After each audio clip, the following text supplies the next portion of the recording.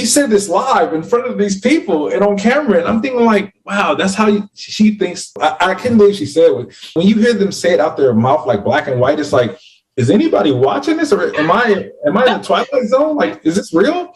They don't value human life at all. You get to see stuff that you don't see on TV, you don't hear about that much often, but it exists in our world. We're gonna watch some videos which been popping up on TikTok, going viral. Technologies, problems, and solutions. Yeah, another topic that you just brought up in the very beginning of your answer was climate change, or as you put it, global warming. Well, let's take a look at our third short clip, and I believe this one is going to be exactly about that. Have more hurricanes and more tornadoes, and it's all due to the output from the sun. And this is why. Sun's output increases, it's going to increase more evaporation of the oceans. Oceans heat up, you'll have more hurricanes and also storms and tornadoes, more evaporation of ocean water, more rain and storms. It has nothing to do with mankind.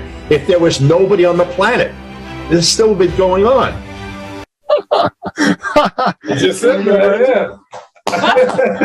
This is, brother, this is amazing. How can you put it shorter in 15 seconds than that? That's true. But Jarrell, you know what's the problem? You cannot put taxes on sun. You cannot tax the sun.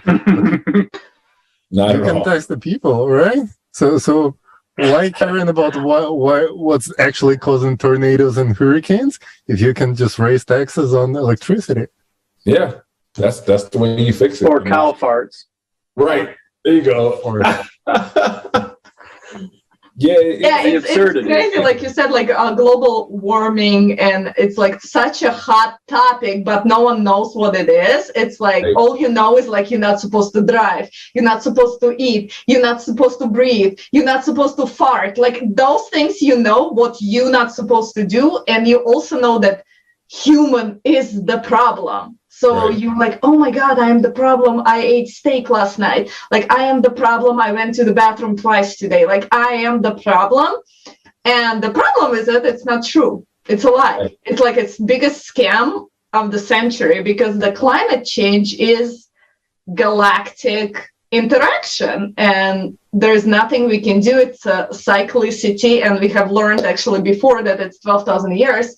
It happens to our planet, and it has happened before. It's going to happen again, and we are just lucky to be in the middle of it, and we have to fight it a little bit differently than more taxes and more incentives and more, electric cars. Right. Yeah, I was watching Senator Yellen. She's like the Fed secretary last month, because I know I couldn't believe she said it.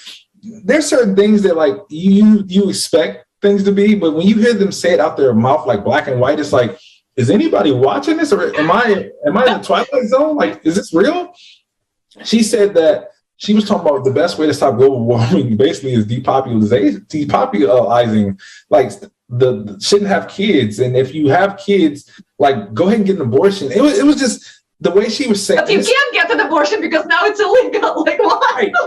But the thing that she said out her mouth, even if you had to fake it, like she said this live in front of these people and on camera, and I'm thinking like, wow, that's how she thinks. Well, that's how most of the people up there think. That's how you stop global warming. But clearly, that's not even a thing. It's not even connected.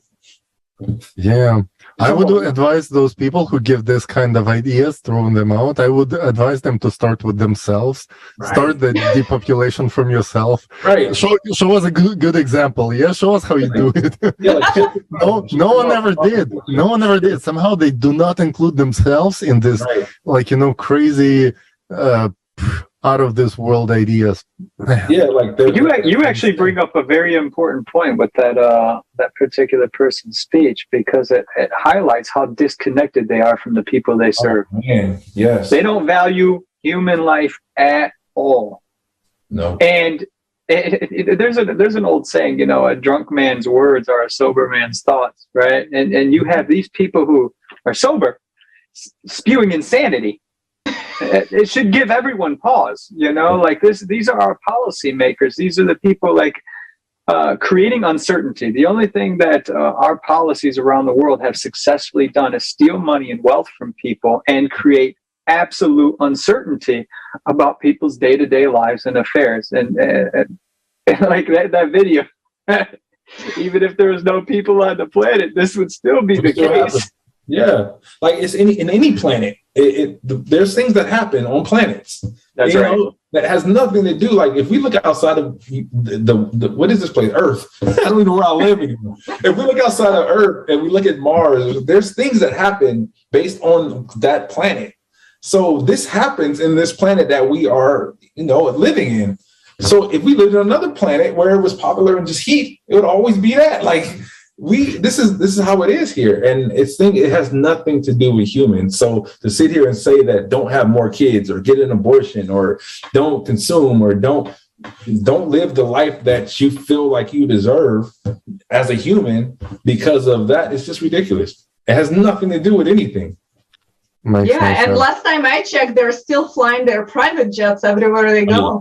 That's not stopping. And they say we can do it because we're rich. You know what's the excuse? It's richly because I can offset my carbon emission footprint. So if you can't pay the taxes, you can do whatever. Can you imagine the life they really want to make it? It's like poor, stay at home with no electricity, cannot shower, cannot consume any food or whatever they want. And the rich ones can do whatever they want. So basically, it's a rich man's paradise.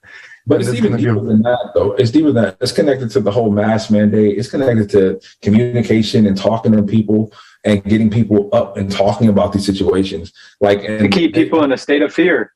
Right. Exactly. Because the way you control is either respect or fear. They already lost our respect a long time ago.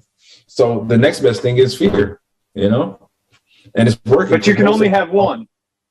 You can't vote. You can only have one. Exactly.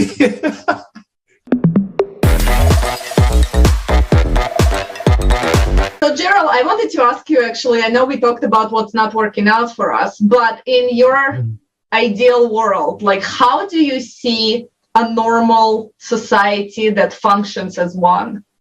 To be honest, I don't think that is a such thing anymore. I used to believe that. But what I would like to see, and I don't even know how 100% it'll be, it'll probably only make it to 80, if not 75, only because, I'm too old for fairy tales. But if I was to say it, I would say at least a world where we would feel comfortable, like communicating, or at least like if you want to be red or blue or Democrat, Republican, or, atheist or Christian or, a rainbow. Right. Whatever. Oh, God. Yeah. You could be a rainbow. I feel like, or any of the letters of that long new alphabet that's just been created in 18, I believe it was. No, 2014, 2008. My fault. I'm going way back. So I feel like we should I would just like to have open conversations where it doesn't turn to a war or a fight, or like just because we have disagreements, we have to go stab each other or shoot each other. Like in my ideal world, there's a place where we can just all come together and actually discuss things as humans and not as animals or as cavemen, and I don't even know, like I said, I don't think it'll go past 80%, 85% success rate, but even 80% is a B. I'll take that, if we can have, if the whole world was the Midwest, I feel like it'll just be perfect. Yes. The Midwest value. Sorry, I won't disagree with that. I won't disagree with that at all. Values, because we have great. Well, they have. This Midwest has great values. You actually hit on a funny joke. There's a meme that's circulating about Midwestern folks, right? So so a guy goes to California and he starts talking to a dude on the bench and he just strikes up a conversation with him. And everyone, knew that guy had to have been from the Midwest because the California dude was like, why are you talking to me? And then there's another skit on the Eastern side at the same thing. It was like, do you want some money? Why are you talking to me? But you hit it on the head, just talk to each other, man. Right. Shut that down. Exactly. Yep. That's funny because we were just talking about that before the conversation about the difference between California and the Midwest. For sure, yeah. And then, Jarrell, do you think the change that we all looking to see is going to actually come from people that we vote for, or do you think that change needs to happen on everyone's level? On ground level, yeah. If it was for people we vote for, we have to start a whole new system of how we vote. For one, I feel like we need to get the boomers out, and no disrespect to boomers, because I mean, I love a lot from the boomers. I think boomers are really wise, but we need to get them out. That old mindset thinking is what got us in this hole that we're in. We need new thinkers. We need some new blood. You know, we need and then we need a new way to vote people in. Like I feel like, and don't get me wrong, vote people out if they're not performing their job. Yes. This 4-year thing, I don't know. I mean, it takes 2 years for the idea to come across, and the 3 to 4 year to make it start happening. So it's kind of hard to say 2 years. But and the electoral colleges, in my opinion, work great. However, I just feel like we just need, I don't know, it's just something we're missing still. We're missing something. And I wish I knew. Responsibility. Right. Responsibility of the people we elect. Right. Because they are not responsible for anything. Then they can blame anything on some bare-chested guy on a horse from a different part of the world. They can say it's his fault we have a 10%. Stop. Yeah, maybe we stone them when they don't do what they say they're going to do. I don't know. Like, we didn't have no wars under Donald Trump for 4 years, and I feel like he did something right. So, I mean, maybe there's a possibility. I don't know. You know, all joking aside, we have like limitations on people that can operate with a license, right? Like if you're at a certain age, you can't have a driver's license, or like if you can't see, if you cannot read the prompter, you're gone. That's right. I think we should. Repeat that line. But we should have the same aspects. That's like the level of responsibility we should approach this with the people that create policies for us. Right. For sure. And I think people need to come and just stop giving away responsibility to someone else and then blame them for not doing a good job. Because it's just like, you know, in life, if I want to exercise 7 days a week, like I'm going to go and exercise 7 days a week, but I cannot blame someone else for me not doing that. Right. If I set the goal and I'm not doing it, it's on me. It's not on that person that I voted for that supposed to do it for me. It's all about accountability. We're not. This country is not accountable. We're not accountable people. Yeah. And our leaders definitely aren't accountable at all. Like I've been hearing about the student loan thing forever. Even though I'm on the fence about the student loan thing, because to an extent I want to go on, but then to another extent it's like, no. I don't know. I'm here, but still, the fact that you said it and it hasn't happened, but you're still prolonging it, that's a problem. I mean, there's no accountability. Okay, so what is, in your opinion, the American dream is? The American dream, in my opinion, the American dream now that I have a child is literally providing the best life that I can for not only my family, but for my child and my child's family, and hopefully that family into that family. That I feel like that is the American dream. To me. First of all, congratulations on like raising a child and being an awesome father. And secondly, what I'm hearing from so many people in California, we cannot afford having children. Like the problem of low birth rate is not that people don't want children, they cannot afford it. Right. And do you think it's a serious topic? Have you seen it before? And do you think like this should be discussed more? Well, people cannot afford children? I think it's a huge thing because a lot of people are choosing not to have kids because of that, which goes to depopulation. Like it's going to hurt the country versus benefit the country. I get it. It might hurt your pockets a little bit right now, but ultimately, if you care about the success of the society, I think it's better to try to populate, but not just go out and populate like Nick Cannon. Don't go out and have like. I mean, I would suggest like with someone you love, hopefully. But not only that, but some of these people, they get great tax breaks. Like these families that have kids. I mean, I don't know. I haven't really used it to my advantage yet. But I mean, if you have like 2 kids, I mean, I feel like you get a lot of kickback from the government. So why not? Like, stop letting them scare you. Like that's.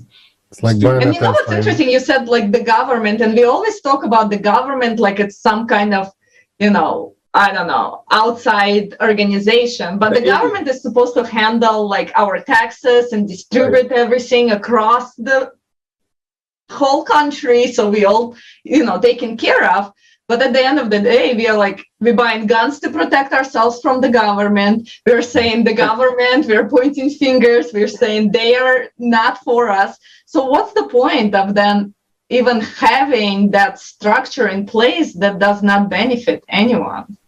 I guess it's like our safeguard. Like, it's like if we do something wrong, just blame the government. Like if the war starts, it's the government's fault. I mean, I guess it's a good.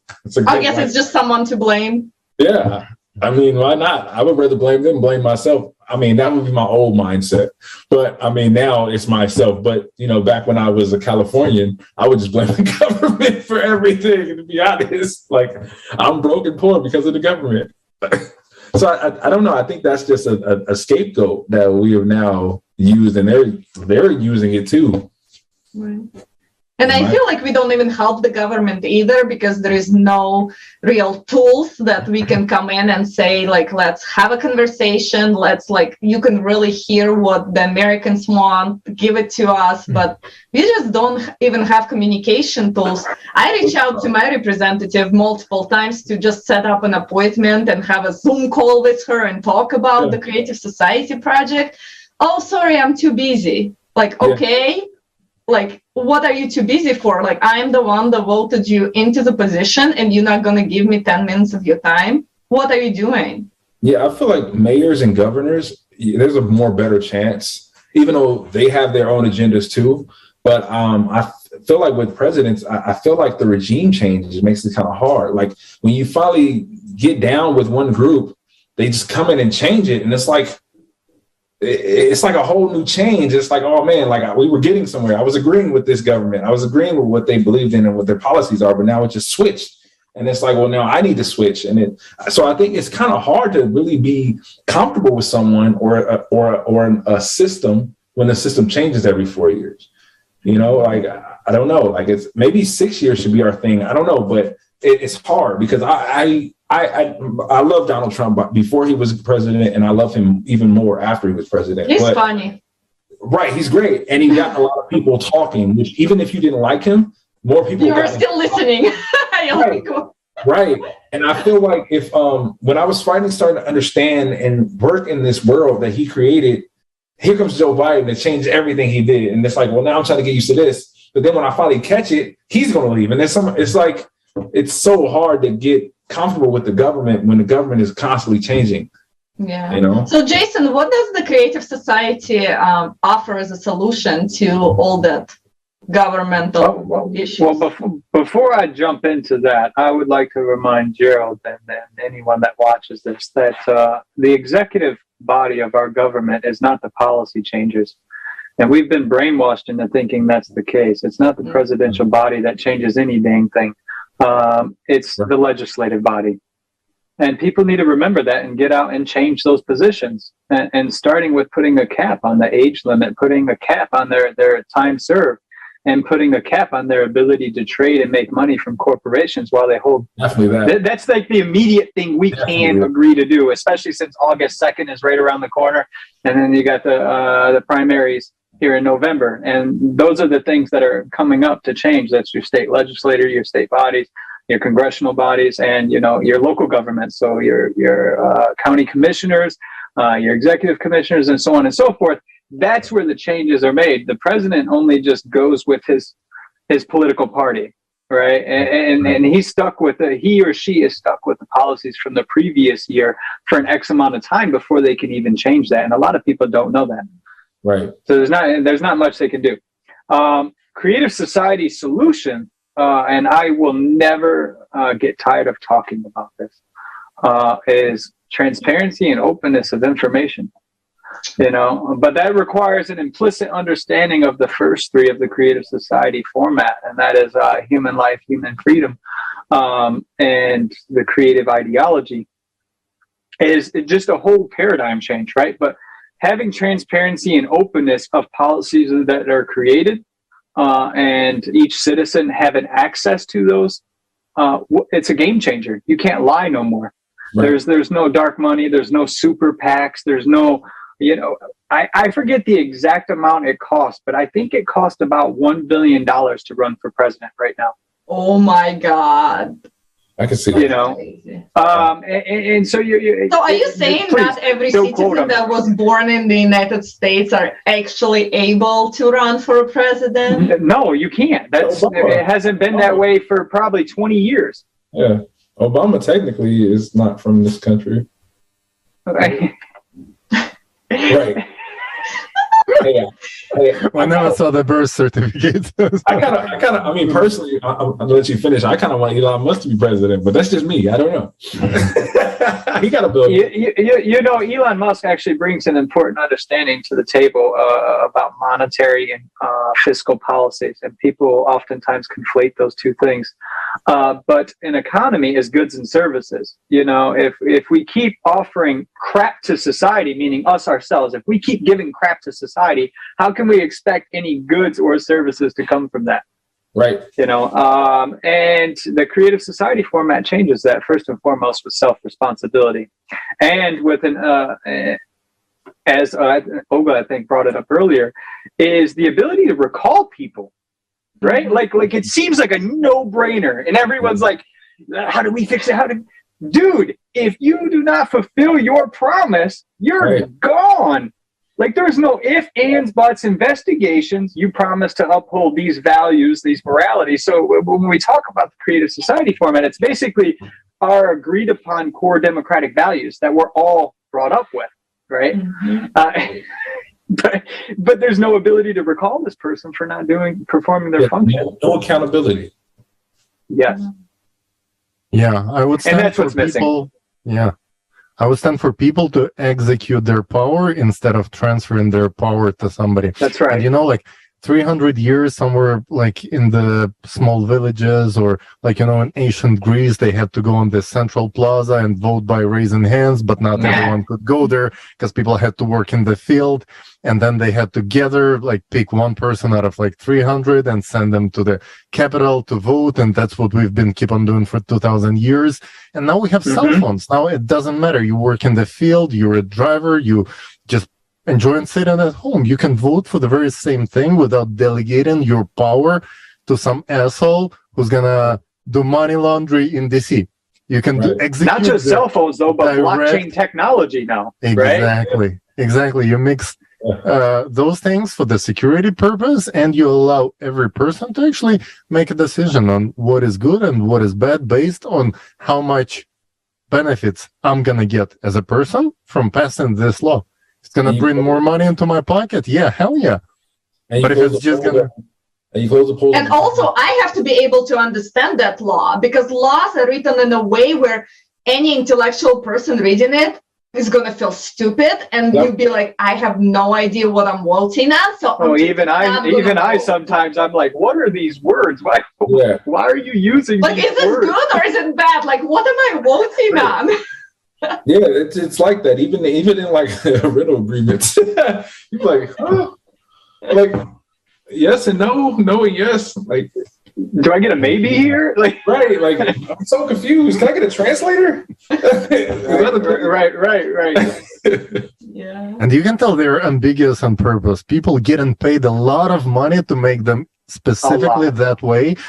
Like, most often it's done to ban your competitors from getting some deals while leaving a loophole for your company to get money out of it. Like, that's exactly what these laws are about. And you hire a lobbyist to make it specifically that way and to get it into the law through some politicians you're gonna like use.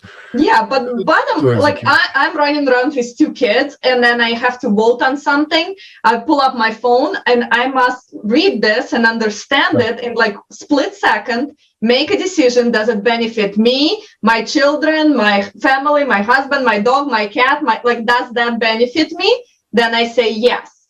If it doesn't benefit me, then who is proposing that law? Well, seriously though, like, that's the great thing about the value of human life. If whatever's presented doesn't improve upon everyone's life, I'm sorry, it's got to go. Right. It's got to go. It's not improving.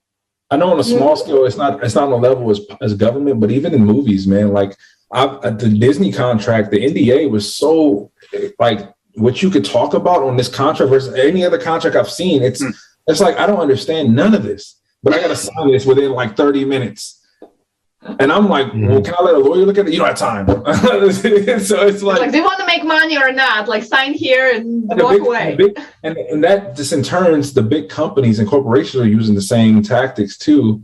And it's just like, you got to vote on this stuff. And it's just like, I don't know. Like, it's so confusing. The wording is so off, you know?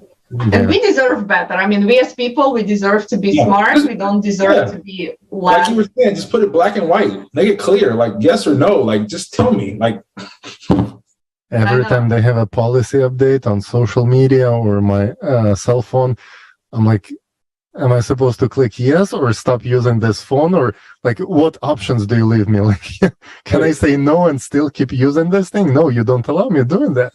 Right. You must have an Apple iPhone. They don't allow you to change anything. Yeah, so we're gonna wrap it up, but thanks so much for amazing conversation, guys. It was very interesting to hear your feedbacks on the videos and just your deeper understandings. And I think we just need to have more and more of those type of conversations around the globe. Like we didn't know each other a second ago, and now like we're best friends, obviously, because we talk to each other. So it's so easy. It's like, it's no-brainer. We can come together. We can build a society that we all can be proud of. We can switch the format. It does not need to be this consumeristic format that eats us alive.